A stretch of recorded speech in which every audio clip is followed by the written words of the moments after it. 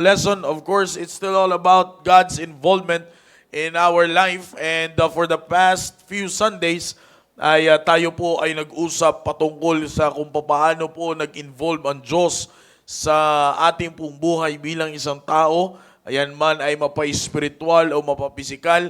At ngayon pong umaga, we will open another lesson, which is this lesson is patungkol po doon sa pinaka-peak ng involvement ng Diyos kung paano niya po ipinakita ang kanyang involvement sa tao. So this lesson is all about His sovereignty. Okay? Na kung meron man po tayong dapat malaman kung paano niya ipinakita ang kanyang involvement sa atin, wala na pong iba kundi ang kanyang sovereignty. Sovereignty is a very familiar word sa bawat isa. Okay? At ito pong word po na ito, this word only ay ito lang ang tanging maididikit mo lang dito ay walang iba kundi ang Diyos. Hindi mo to, sometimes ay ito po ay dinidikit sa tao, sa mga hari, pero when it comes to sovereignty, okay, yung pagiging sovereign, pagiging above everything towards His creation and towards everything, mga kapatid, ay wala na pong ibang makakagawa niyan kundi ang ating pong Diyos. So yan po ang ating pag-uusapan ngayon. Paano niya po ipinakita ang kanyang sovereignty sa buhay po natin bilang isang tao. And if we're going to be honest, sometimes this is the thing that we neglect the most, no po, sa araw-araw po natin pamumuhay. Kasi minsan kapag alam natin kaya natin, hindi natin kiniklaim na galing sa Diyos. Pero kapag medyo alanganin tayo, doon tayo tatawag sa Diyos at doon lang natin ikiklaim na galing yan sa Diyos. Diba? Pero hindi po natin lalaman that in every day of our life, had it not been for God's sovereignty in our life, ay wala po tayong ini-enjoy ng mga pagpapala po ngayon. Amen? Everything in this world can capture a person. No po, ibig sabihin, ay sa ibabaw po ng lupa na ito, walang mga bagay sa ibabaw po ng lupa na ito na hindi kayang sakupin ng tao.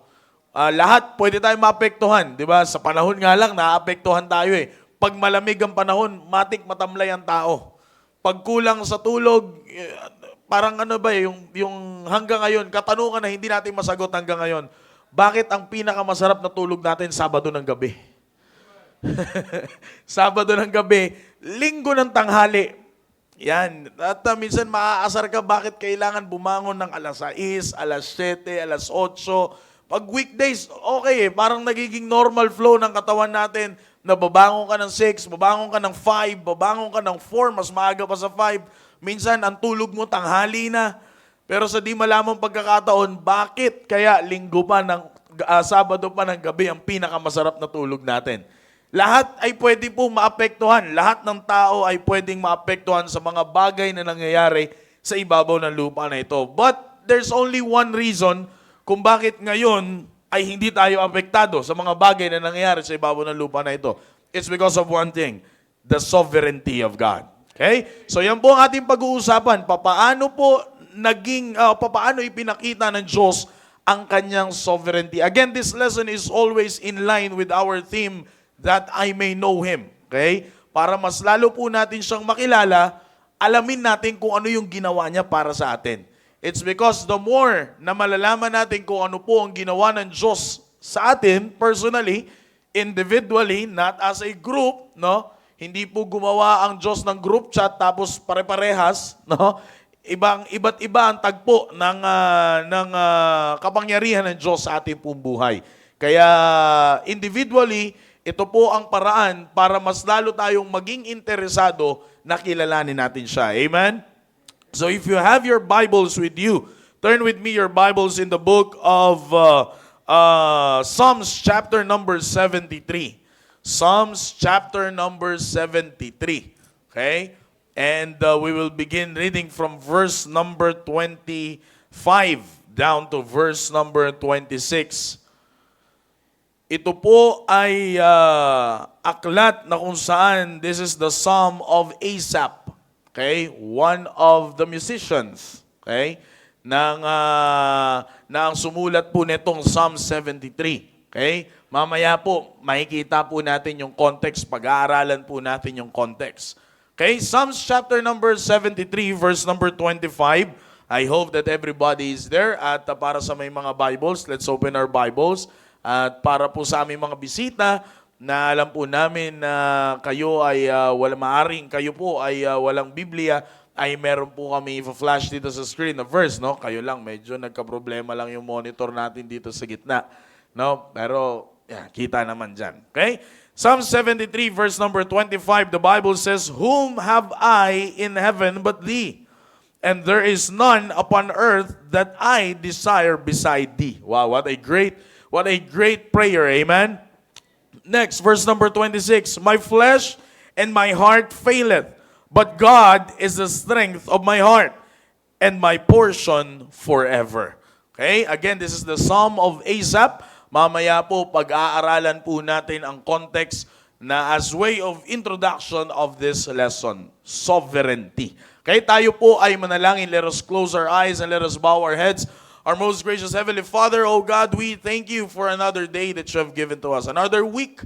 And thank you for bringing us at the very first day of this week. Salamat po, O Diyos, sa pagpapahintulot niyo po na kami ay pumarito sa inyo pong simbahan. Thank you for a new life, a new strength, O God. Salamat po sa patuloy niyong pagpapamalas ng inyong kadakilaan sa aming pong buhay. And all throughout our service, may your name be lifted up. And bless this lesson, O God. And I prayed for this lesson. At kayo po ang nakakaalam, Panginoon, ng aking pong puso, Panginoon, sa paghahayag ng lesson po na ito sa aming pong Sunday School. So continue to bless us and give us an open heart and an open mind, a wisdom, knowledge, and understanding, O God, for us to understand what you have for us this morning. So please continue to guide us as we study your word. At nawa, Panginoon, ang aming pong matututunan ay patuloy niyo po itong itanim sa aming pong puso't isipan. Maraming salamat po. Ito po aming dalangin sa pangalan ni Jesus. Amen. Amen. Please be seated. Again, ang ating pong pag-aaral ay patungkol po sa sovereignty ng Diyos. Alam niyo po, kagabi, nung muli po tayong sinabihan, because noong nakaraang linggo, sabi ko po sa inyo, that is the last part of the lesson ng ating pong pag-aaral patungkol po doon sa ating pong topic na designed with purpose or design in purpose, no po? At yun po ay 3 beses po natin pinag-usapan. And ngayon po, sabi ng ating mahal na pastor kagabi na mag-Sunday school, and sabi ko sa Panginoon ay give me something sapagkat yung Sunday school po natin, no po, since na ang pasok ng PSS ay nangyayari lamang kapag Monday and Tuesday, ay ito po kasi ay kasama po, no, kasama siya sa outline ng Genesis, no, kasi ang pinaka-theme, the mega theme of the book of Genesis is none other than the manifestation of God to human. Kumbaga, doon po ipinakilala ng Diyos through the creation and everything around that is happening sa buong Genesis upon the story of Abraham, Isaac, and Noah, and the rest na makikita po natin hanggang sa pinakahuling storya, which is the story of Joseph.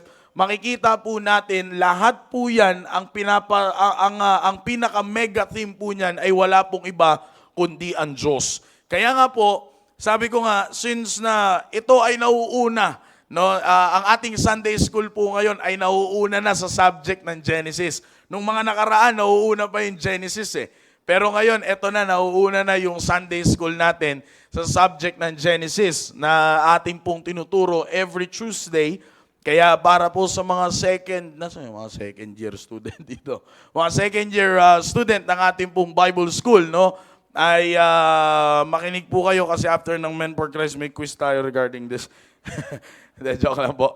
No? At ito nga, yun nga, sabi ko nga nauuna. Kaya sabi ko sa Panginoon, give me a lesson for the brethren. No po? Dahil alam nyo, napakaganda po ng ating pong tema. Kagaya ng sinasabi ng ating mahal na pastor, ito ang, kumbaga sabi niya nga ano talaga nasa peak tayo ng salaan. No? Kumbaga, dito po natin makikita kung sino talaga ang nakakakilala sa Diyos. At itong taon po na ito, and individually, we are experiencing that. Amen? If we're going to be honest with ourselves, sabi ko nga, isa-isa sa atin, ang approach po ng pagpapakilala po ng Diyos, ito po ang dapat po natin tandaan mga kapatid, ang approach ng pagpapakilala po ng Diyos is individually. Okay? It means individual. Kung paano po nagpapakilala sa akin ang Diyos, iba po siya sa pagpapakilala niya kay Brother Jiniel. Okay? Iba. Iba. Ibig sabihin, kung ano yung nararanasan ko sa Diyos araw-araw, iba rin yung nararanasan ni Brother Jiniel with God araw-araw. And I do believe that you believe that. Amen. Kaya nga po, minsan, nagkakaroon tayo ng maling perspective sa pagkakilala po natin sa Diyos. It's because of one thing. Pinaparehas natin yung, yes, without any doubt, we are serving the same God. Amen. Op, nasarado po ba yung mga bintana? Okay? Without any doubt, sabi, nasarado naman yung bintana, pero yung sampay, nakasampay pa. Without any doubt, we are serving the same God. Amen. Wala po tayong ibang pinaglilingkuran na Diyos. Our God that we are serving is the same God. It is the same yesterday, today, and forever. Amen. Okay? Yung pinaglilingkuran po nating Diyos ay iisa. But the approach kung papaano po niya tayo ginagabayan sa araw-araw ay yan po ang approach nan is individual. Ibig sabihin, katulad po ng aking illustration kanina, kung papaano sa akin nagpapakilala ang Diyos, ay iba siya magpakilala kay Brother Jiniel. It so happened, sabi ko nga, that we are under the same attribute of God. Pwede pong magkaparehas ng attribute. Pag sinabi ko na kaya nung nangyayari sa akin, it's because God is faithful to me.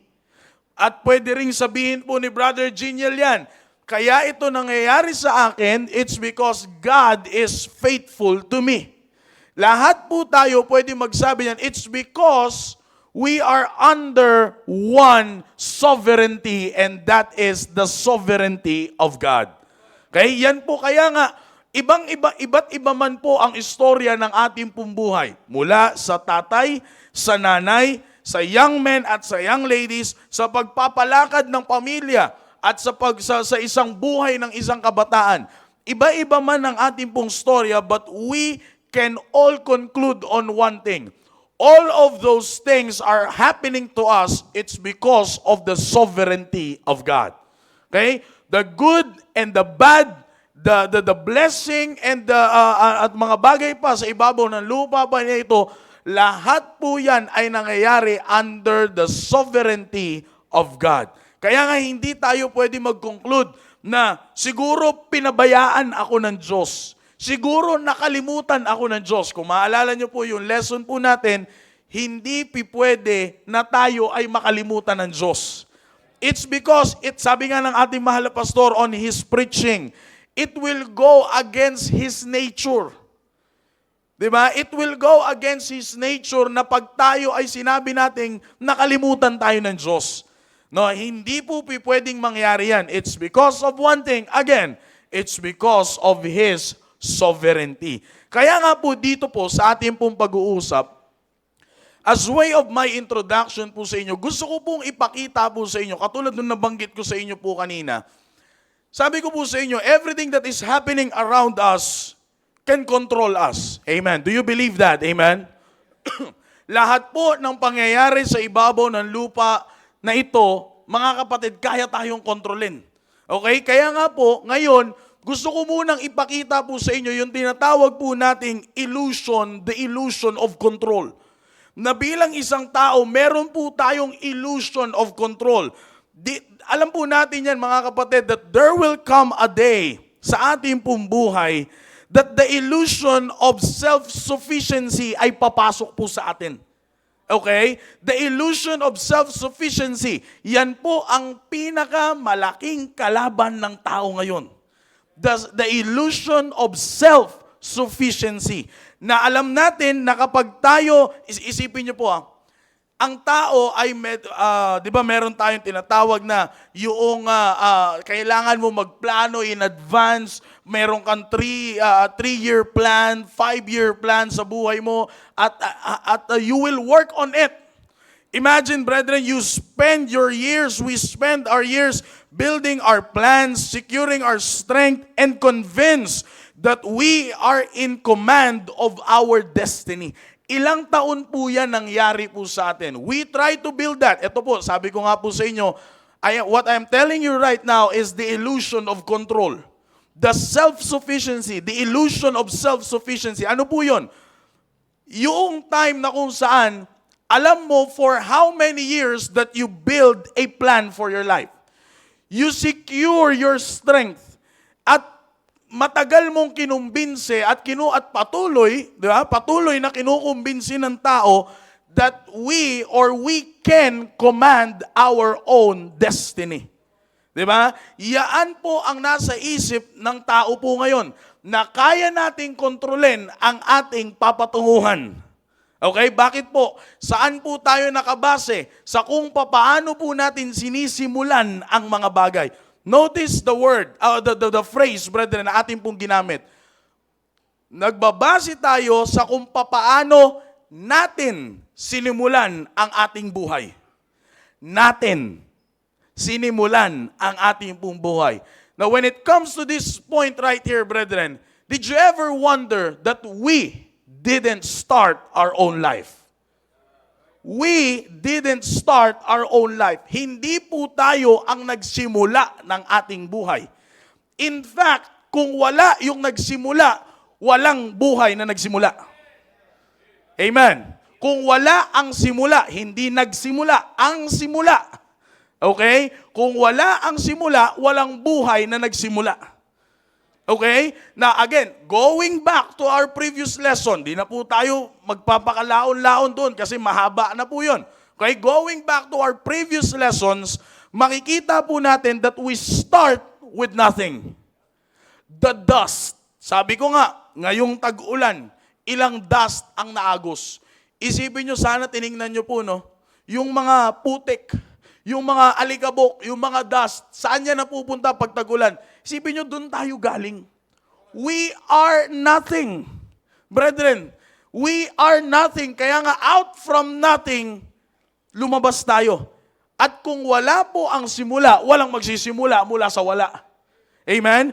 Kaya nga po, ito po yung paniwala ng tao ngayon. The illusion of control. What is that? Naka-base tayo kung sa papaano tayo nagsimula. At kung papaano natin binild ang ating plano, ang ating kalakasan, at ang mga bagay na magsasabi sa atin that we are in command of our destiny. Pero alam niyo po ba mga kapatid, the real crisis does not ask for our credentials.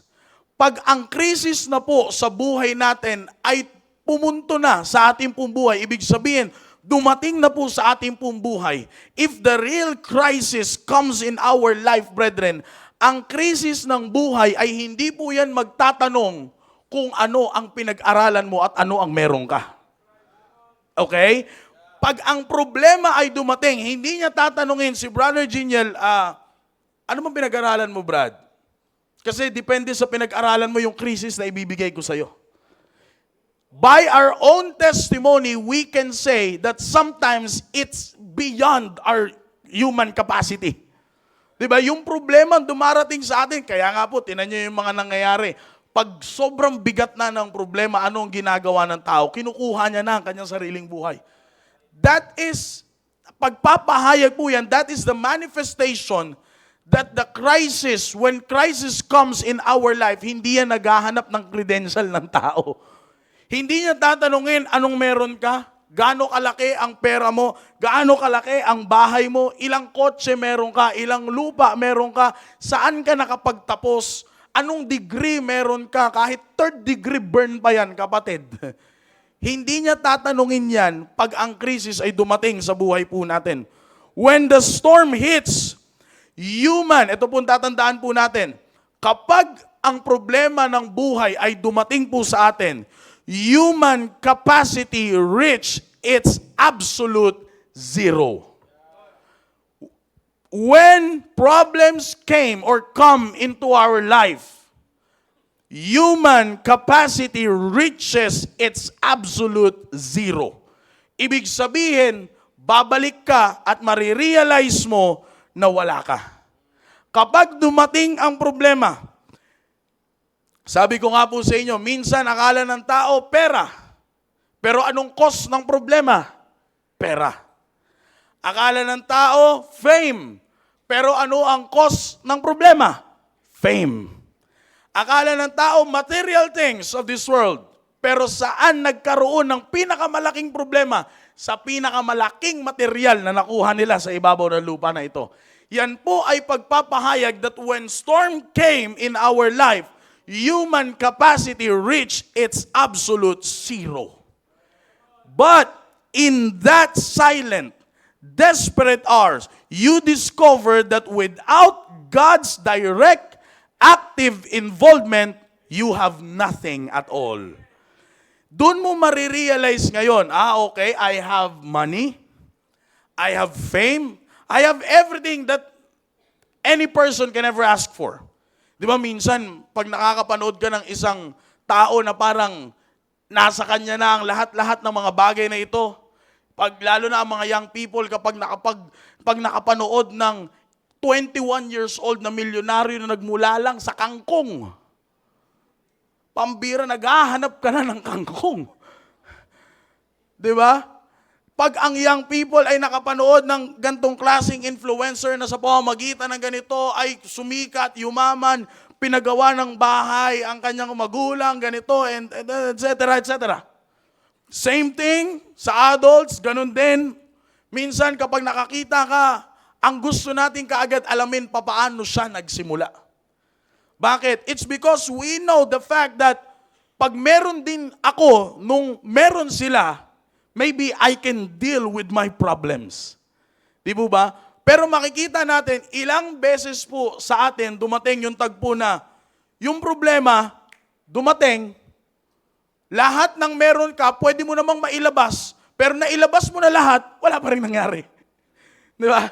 Wala pa rin nangyari. Doon mo ngayon makikita that on that silent time and desperate hour ng iyong buhay, you will discover na kung wala pala ang Diyos, wala rin palang kwenta ang mga bagay na ito. Kaya nga po, sabi ko po sa inyo, ang real crisis sa buhay po natin ay dumarating kapag tayo po, ang real crisis ay dumarating at hindi yan nagtatanong ng credential ng tao. Kapag yan ay dumating, we will reach our absolute zero. Ibig sabihin, kahit meron kang mailalabas, ilabas mo na lahat. But without God, walang kwenta po yan. Bakit po? It's because of one reason. The word sovereignty. Sovereignty. Ano man po, ito po dapat po natin tandaan mga kapatid, that ano man po ang mga bagay sa ibabaw po ng lupa po na ito, hindi mo yan pwedeng tawagin na merong sovereignty sa buhay mo. Pera, fame, material things of this world, it can affect you. Lahat, alam niyo po, we cannot deny it. Amen?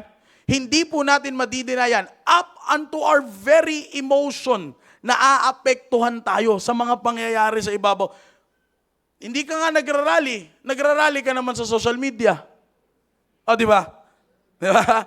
Oh, yung mga tinatawag nating mga keyboard gangster. 'Di ba? Hindi ka nga nakikipila sa Menjola or saan man sila nagtitipon-tipon, pero ang ingay mo sa social media. Bakit? Patunay na up to the very little thing na pwedeng makaapekto sa'yo, sa ibabaw ng lupa na ito, makakaapekto sa'yo. Kaya nga sabi ko nga, pero lahat po yan mga kapatid, ang tatandaan po natin, hindi ka pwedeng mag-conclude na yan ay magiging sovereign sa buhay mo or maghahari or magiging puno ng iyong buhay. No. It's because there is nothing in this world that can connect to the word sovereignty. Wala po. Yan naman po ang kagandahan sa atin bilang isang Kristiyano. Because our God's sovereignty is our hope. God's sovereignty is our hope. Tandaan po natin yan, na ang sovereignty po ng Diyos, mga kapatid, ang sovereignty ng Diyos, yan po ang ating pong pag-asa. There are many things from God the Father down to the Son down to the Holy Spirit that you can describe the word sovereignty. Kung papaano ang Diyos Ama gumalaw sa ating buhay, ang Diyos Anak gumalaw sa ating buhay, at ang banal na Espiritu, kung papaano po siya gumagalaw sa ating pong buhay, dyan mo po madidiscover ang salitang sovereignty. Patunay, simpleng patunay, na ang sovereignty ng Diyos ay gumagana po sa ating pong buhay. Nakaupo tayo ngayon sa ating simbahan. Lahat tayo ngayon ay nagkakakita-kita. Meron tayong buhay na ini-enjoy ngayon. Amen? Hindi tayo nagtatanong kung kamusta ang ating buhay-buhay. Di ba? Bakit? It's because ang alam natin, ang buhay na meron tayo ngayon ay buhay na galing sa Diyos. Despite of the problems, nakakangiti ka ng totoo. Amen. Nakakamayan mo ang iyong kapwa Kristiyano. Nakakatingin ka sa kapwa mo Kristiyano, nakakangiti ka, nakikipagtawanan ka ng totoo. Amen. Pag binati mo ng good morning ang iyong mahal sa buhay, talagang good morning. Parang kumonte. Di ba? Pumupunta ka, nagkakakita. Pag kanina lang, alam nyo, yan po ang talagang nakikita ko po yan sa Sir Willie. Talagang pag dumarating po yan dito, iniikot niya lahat ng maagang nandito. Kinakamayan niya isa-isa. Di ba? Bakit po natin nagagawa yan sa isa't isa? It's because of the sovereignty of God. Na kahit may mga problema po tayo sa ating pong buhay, hindi natin yan napapansin. It's because of one thing, sovereignty. The sovereignty of God. Sabi ko nga po sa inyo, for the past Sundays, pinag-aralan po natin ang involvement ng Diyos sa ating pong buhay. Ngayon po, ito po yung pag-aaral po natin na ito, dito natin ngayon makikita yung pinaka-peak ng kanyang involvement. Paano niya ipinapakita ngayon ang kanyang involvement continuously sa tao? Sovereignty. Ganyan niya po ipinapakita ang peak na o ang kanyang involvement sa tao. Now, for the sake of illustration na po, ay para maintindihan po natin yung sovereignty, gusto ko pong maipakita sa inyo, dahil sabi ko nga, the very concept of this lesson, mga kapatid, the very message, the core message of this is yung una, ma-realize muna natin yung illusion ng control. Ito po ang dapat po nating matandaan bilang isang tao. The most important thing that we should remember, brethren, is this. We do not have a chance to have control of our life. Wala po tayo, mga kapatid, na tsansa, even na maliit na tsansa na masasabi natin that I can control my life. Wala po. Di ba?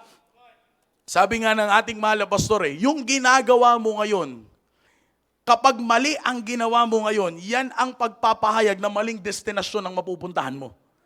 Bakit? It's because of the reason that you cannot control your destination. Because there is only one person that can do that. At yan yung naghahari po sa atin na merong soberenya sa buhay po natin. Okay? Now, dito po sa ating illustration, as part of the illusion of control na sinasabi ko po sa inyo. Again, what is the illusion of control na sinasabi ko po? The self-sufficiency. The illusion of self-sufficiency. Na akala natin kapag meron tayong ganito, we can do everything. Now, to give you a perfect and simple illustration to that, sir, ba kayo ng isang mic? Yan, para lang po makita po ninyo, no?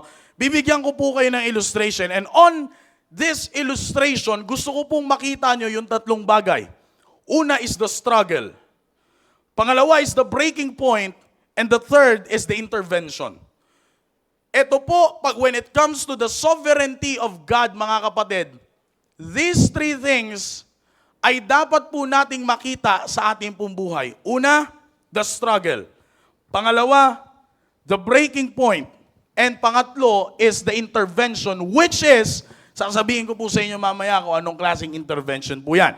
No po? Now, dito po mga kapatid, makikita po natin, just for the sake of illustration, Sir Hartley, Sir Hartley. Okay? Ito po si Brother Hartley, Tapang pangalan. Hartley. Dito ka lang, sir. Baba ka lang, ha. Yan.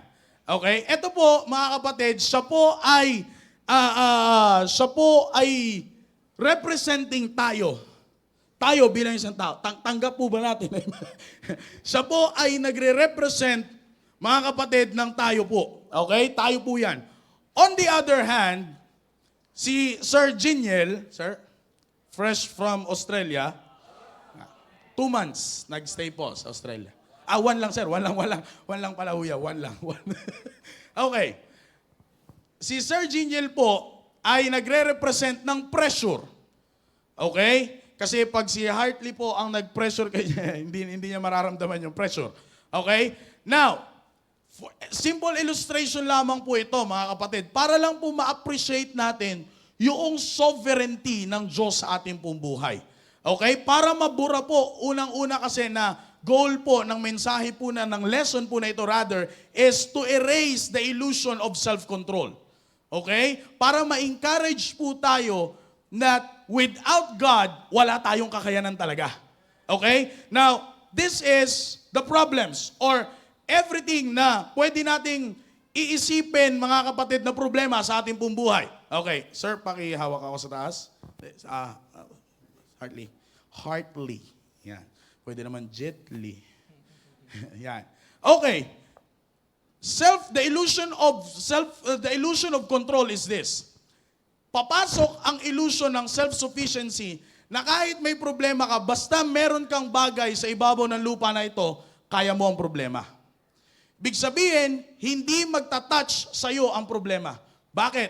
Maybe you have money, you have fame, you have everything in this world. Sabihin po natin ganyan.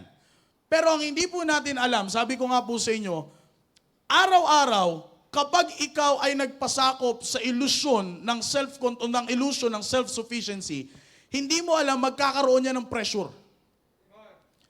And maaaring malabanan mo pa. Angat mo. Pumapalag ba? Pero every day of our life, mga kapatid, pabigat yan ang pabigat. Hanggang sa mai-apply mo ang full pressure, apply mo, sir, ang full pressure, na to the point na, sige, iangat mo, hindi mo na kayang iangat. Tingnan niyo po, mga kapatid, yan po yung sinasabi ko pong struggle po sa inyo. This is how many of us try to navigate our life. See, again, the illustration is, ito po tayo, ninanavigate natin ang buhay po natin sa pamamagitan ng ilusyon that we have the control of our life. Sabi ko nga po sa inyo, kung titingnan po natin yan, mga kapatid, yan po ay pagpapahayag na ninanavigate natin ang ating pong buhay. At ang hindi natin napapansin, mga kapatid, pagod na ang katawan natin, exhaust na ang ating pong kaisipan, and we pour out everything, every drop ng ating pong energy para sa ating pong pamilya, para sa ating pong future, para sa ating pong mga pagsusumikap sa ating pong buhay, to think that if we can just make it, mananalo tayo. Diba? Pansin niyo po ba yan? Minsan lahat na, buong lakas mo na. Matibay naman to si Hartley. Ibigay mo lahat. Iangat mo. Ibigay mo rin siya lahat pababa. Diba? Darating pag ito po ay pinatuloy ko na, sige lang, hanggang sa matapos magkontrahan lang kayo, mapapagod to. Mapapagod po to. At pag ito ay napagod, this is the struggle. Pag ito ay napagod, mga kapatid, marireach ng tao ang breaking point niya. Kaya nga po sabi ko sa inyo kanina, kapag ang problema ay dumating, hindi tatanungin si Hartley kung saan siya nag-aaral. Hindi siya tatanungin kung sino ang magulang niya. Hindi siya tatanungin kung anong klaseng edukasyon meron siya, magkano ang pera mo sa bangko, magkano ang ganito, magkano ang pastil. Di ba? Hindi siya tatanungin ng ganon. Bakit po? Kasi kapag dumating na ang problema sa kanya, marireach niya ang absolute zero niya. That is the time na maaaring nandito pa siya, but later on, break na siya. Ibig sabihin, mga kapatid, sabi ko nga po sa inyo kanina, you see the struggle, now the breaking point, na kahit ano pa po, mga kapatid, ang mangyari, hindi niya na kayang iangat ang kanyang sarili. Bakit po? Tingnan niyo po, in verse number 26 of Psalm 73, even, okay, ang sabi po ni Asaph po dito, ang sabi niya, my flesh and my heart faileth. My flesh and my heart faileth. Kaya nga po sabi ko sa inyo kanina, if you notice what happens when the weight ay nag-exceed na kaysa sa kakayanan ng tao, your flesh fails, your heart fails, at patunay na hindi mo kayang panghawakan yan ng matagal. You will reach the breaking point. Now, we've done in our struggle. Tapos na po tayo sa struggle. Napakita ko ang struggle set. Pinagpawisan na. Struggle. Breaking point. Pero, hindi doon nagtatapos. Merong tinatawag na intervention. The struggle, the breaking point, now here comes the intervention. Now, what is the intervention? Tingnan niyo po mga kapatid. Dito po makikita po natin in Psalm 73 verse number 26. Sabi po dito, by the way, the context is this. Sinulat po ito ni Asaph, mga kapatid, na wala siya sa maayos na kalagayan. He didn't write these words na siya ay mapayapa na namumuhay, kundi sinulat niya po ang talata po na ito na siya ay nag-undergo through severe crisis. And what is the crisis of that? The crisis of faith. Bakit po? Ano ang nakikita ni Asaph? Ang nakikita ni Asaph, mga kapatid, he saw the wicked was prospering while he was suffering. Nakikita niya yung wicked ang nag-a-arise, pero yung mga righteous, bumababa. Nakikita niya nagpa-prosper yung mga wicked, pero siya na nagpapakilalang may Diyos, nagsasuffer. Familiar po, di ba? Minsan ganyan na ang tingin natin. Kaya nga po, the struggle pumapasok. The breaking point ay pumapasok. But here comes the intervention. Okay, balik ka dito, Sir Hartley. Okay ka pa? May tubig ba dyan? Now, here comes the intervention. Okay? The pressure is there. Papasok ngayon ang intervention. Ang Diyos. Sabi nga ni Pastor, in sheep's clothing, merong ravening wolves. Okay. Papasok ang Diyos. Ano po ang gagawin ng intervention po na yan? Pag na-reach mo ang human capacity, you will go back to zero. This is the best part.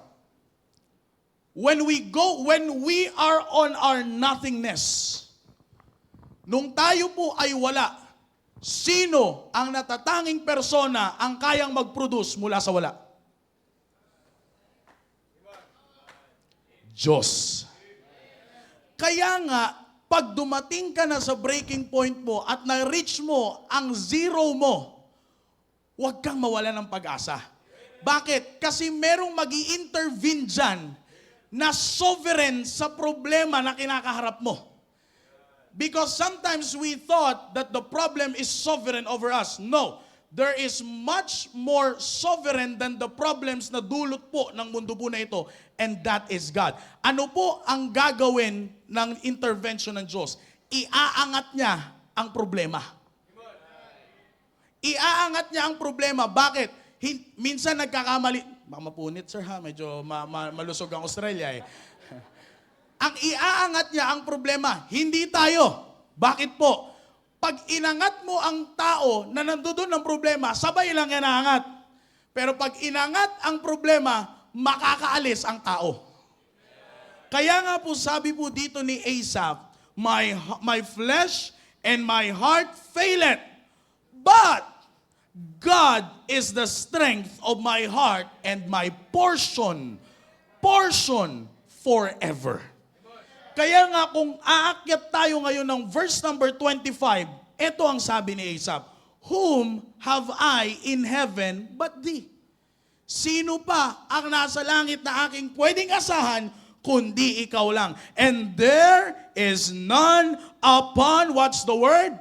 Earth that I desire beside thee. Bakit po? It's because of one thing. Ito lang ang sovereign sa lahat ng bagay. Kaya nga sabi ko po sa inyo, thank you sirs, thank you. May tubig dyan si brother,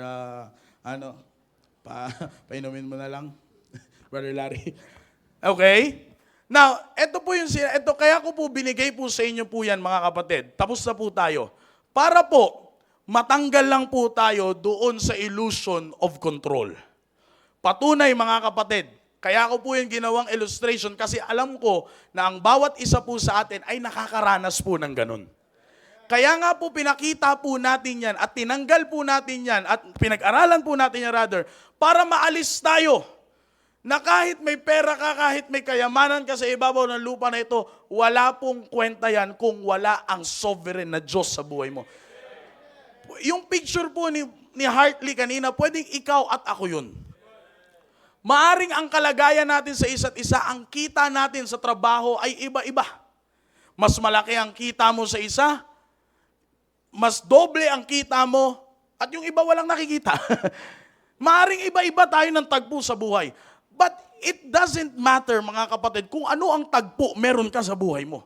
What matters most is kung anong Diyos meron ka sa buhay mo. Yan po ang pinakamahalagang tandaan po natin mga kapatid sa ating pong lesson po na ito. Burahin po natin sa ating pong kaisipan ang ilusyon na pwede nating kontrolin ang ating pong buhay.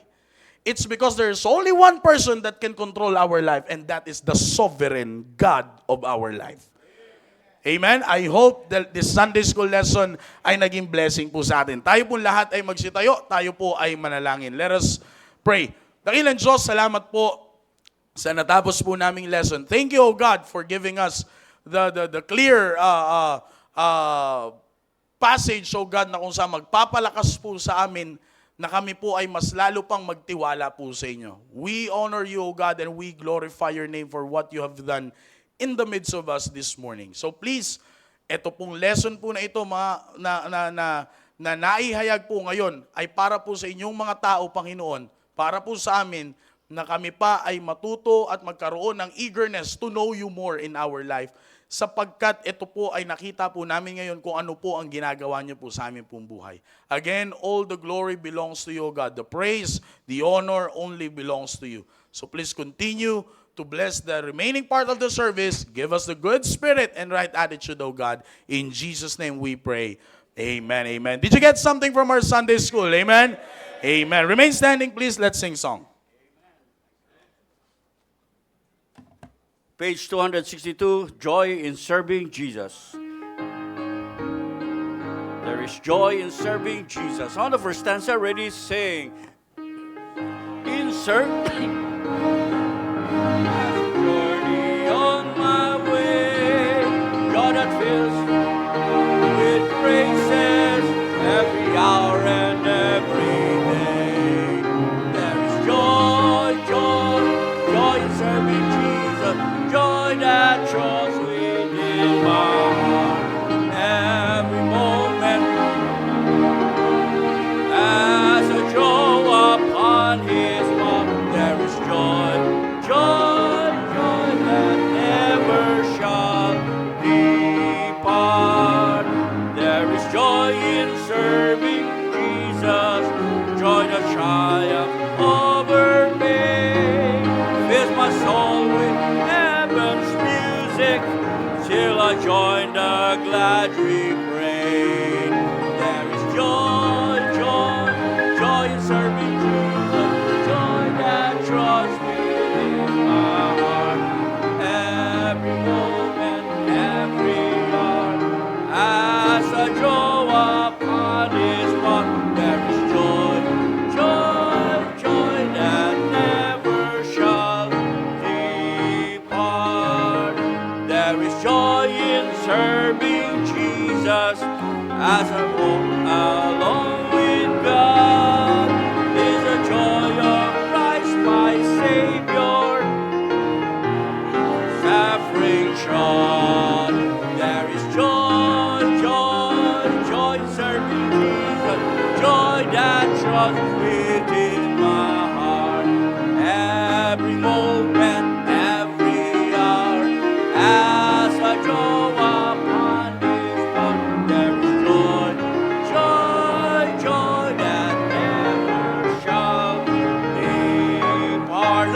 There is joy in serving Jesus, joy amid the darkest night. For I've learned the wondrous secret, and I'm walking in the light. There is joy, joy, joy in serving Jesus, joy that draws within my heart. Every moment, every hour, as I draw upon His heart, there is joy, joy, joy that never shall depart. Wow, amen. What a great song. Amen. Joy in service.